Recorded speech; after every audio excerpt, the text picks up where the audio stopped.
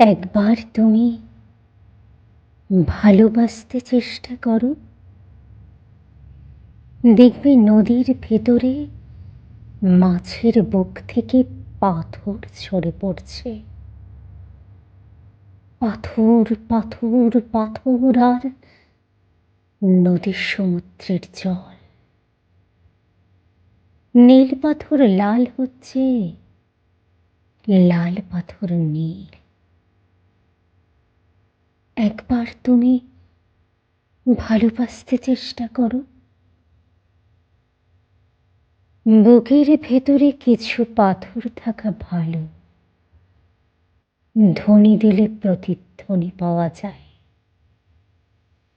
সমস্ত পায়ে হাঁটা পথে যখন পিচ্ছিল, তখন ওই পাথরের পাল একের পর এক পিছিয়ে যেন কবিতার নগ্ন ব্যবহার, যেন ঢেউ, যেন কোমরটুলির সালমা, চুমকি জড়ি মাখা প্রতিমা।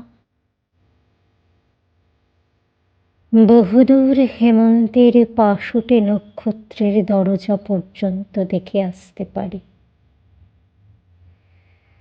বুকের ভেতর কিছু পাথর থাকা ভালো। চিঠিপত্রের বাক্স বলতে তো কিছুই নেই।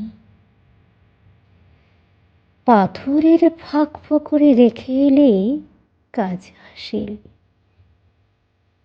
অনেক সময় তো ঘর করতেও মন চায়।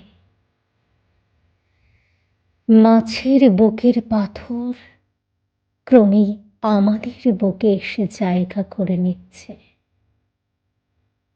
আমাদের সবই দরকার।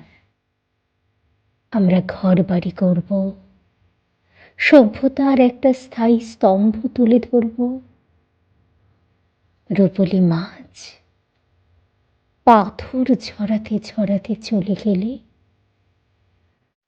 একবার তুমি ভালোবাসতে চেষ্টা করো।